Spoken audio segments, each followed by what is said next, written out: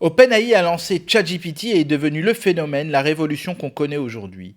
Plus de 200 millions d'utilisateurs ont envoyé au moins une requête vers cette intelligence artificielle. Un des points communs entre tous les utilisateurs est sûrement une question. Comment ChatGPT sait-il tout cela et d'où viennent toutes ces informations? Les Large Language Models, les LLM, sont d'impressionnants réseaux de neurones.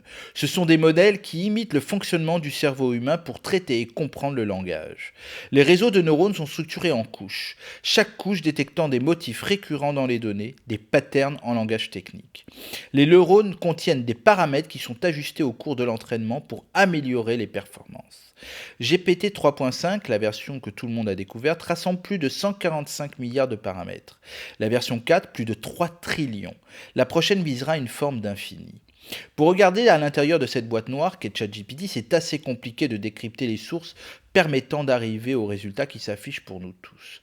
En effet, l'algorithme analyse ces données d'entraînement pour comprendre la structure de la langue, la grammaire, le vocabulaire, les expressions idiomatiques et j'en passe. Plus les données d'entraînement seront diverses et nombreuses, meilleurs seront les résultats. En travaillant avec des chercheurs, on a pu trouver les premières sources d'informations.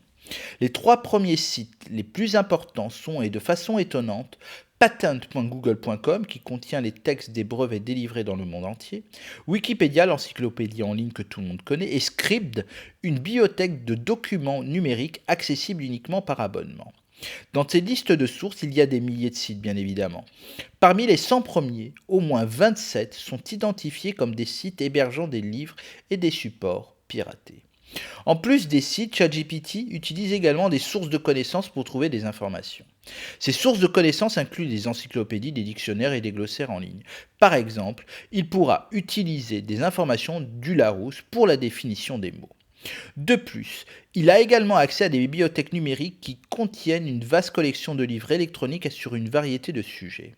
Grâce à ces ressources, ChatGPT peut fournir des informations plus approfondies et complètes sur des sujets spécifiques tels que l'histoire, la philosophie, la science ou la technologie. En outre, ChatGPT consulte des articles de revues scientifiques pour obtenir les dernières informations en la matière.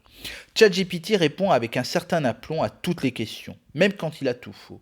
Il ne faut pas oublier en effet que toutes les données présentes et disponibles datent d'avant fin 2021 et que tout ce qui se passe après n'est pas pertinent. À la semaine prochaine!